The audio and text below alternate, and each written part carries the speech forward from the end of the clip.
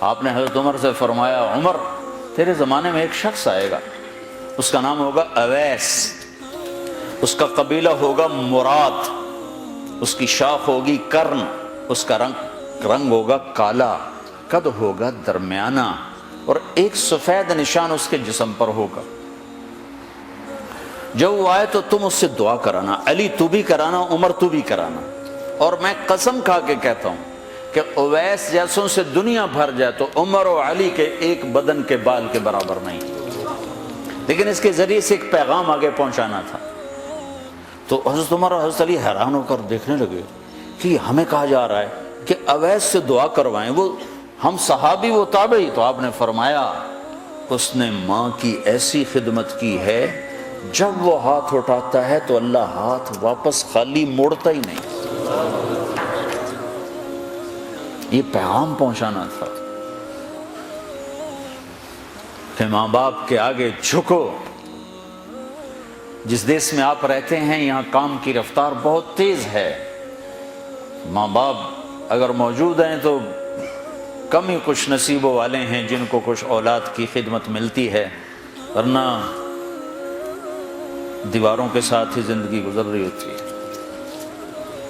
تو عمر رضی اللہ عنہ جب خلیفہ بنے تو ہر سال حج کرتے تھے، ہر سال ان کو ڈھونڈواتے۔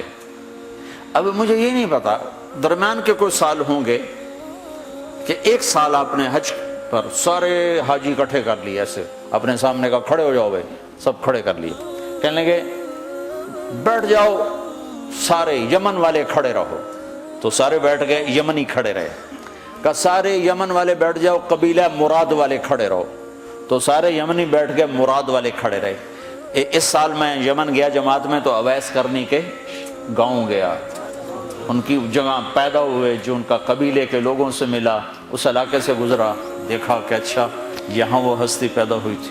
خشک پہاڑ ہیں، بالکل خشک پہاڑ۔ پھر آپ نے کہا مراد والے بیٹھ جاؤ، قرن والے کھڑے رہو، تو صرف ایک آدمی باقی بچا۔ تو آپ نے اس سے پوچھا تم قرنی ہو؟ کہ جی ہاں۔ اویس کو جانتے ہو؟ کہ جانتا ہوں، میرا سگا بھتیجا ہے، میرے بھائی کا بیٹا، لیکن وہ تو تھوڑا پاگل سا ہے، آپ اس کا کیوں پوچھ رہے ہیں؟ تو عمر رضی اللہ تعالیٰ عنہ رونے لگے، کہا وہ نہیں، تو پاگل نظر آتا ہے۔ پھر آپ نے پوچھا کدھر ہے؟ آیا ہوا ہے حج میں ہے؟ کہ جی ہے۔ کدھر ہے؟ کہ جو اونٹ چرانے نکلا تھا عرفات کی طرف۔ تو حضرت عمر نے حضرت علی کو ساتھ لیا اور دوڑ لگائی اور پہنچے عرفات کی طرف، تو دیکھا تو ایک آدمی ایک کیکر کے درخت کے نیچے نفل پڑھ رہا اور اونٹ اس کے چاروں طرف چل رہے۔ تو یہ دونوں حضرات بیٹھ گئے، تو انہوں نے اویس نے محسوس کیا کچھ آ گئے لوگ، تو انہوں نے نماز مختصر کر دی، سلام پھیرا۔ تو حضرت عمر نے پوچھا کون ہو بھائی؟ کہا جی مزدور ہوں۔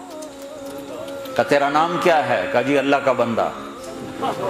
کہا بھائی ہم سارے کے بندے ہیں، میں پوچھ رہا ہوں جو نام تیری ماں نے تیرا رکھا وہ کیا ہے؟ تو وہ تو پہچانتا نہیں تھا کہ عمر کون ہے، علی کون ہے، وہ تو پہلی دفعہ حج پہ تھا۔ وہ کہنے لگا تم کون ہو میرا انٹرویو کرنے والے؟ انٹرویو تو میں اپنی طرف سے کہہ رہا ہوں۔ میں کہا تم کون ہو میرا پوچھنے والے؟ تو حضرت علی بولے یہ امیر المومنین ہیں عمر بن خطاب، اور میں ہوں علی بن ابی طالب۔ پھر وہ ایسے ایک دم گھبرائے، دونوں کو سلام کیا، میں معذرت چاہتا ہوں میں نے پہچانا نہیں۔ تو عمر رضی اللہ عنہ نے فرمایا ہاتھ اٹھا، ہاتھ اٹھا۔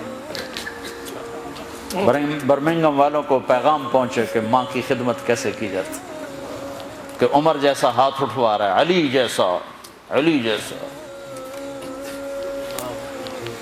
تو وہ کہنے لگے میں آپ کے لیے کیسے ہاتھ اٹھاؤں، میری اوقات ہے کہ میں آپ کے لیے دعا کروں؟ کہاں، ہمیں ہمارے نبی کا حکم تھا کہ اویس آئے تو اس سے دعا کروانی ہے، کہ جب وہ ہاتھ اٹھاتا ہے تو وہ ہاتھ خالی نہیں آتے۔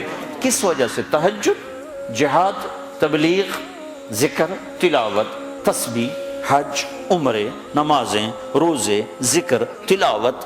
کس وجہ سے؟ نہیں، ان میں سے ایک وجہ بھی نہیں، ماں کی خدمت کی وجہ سے۔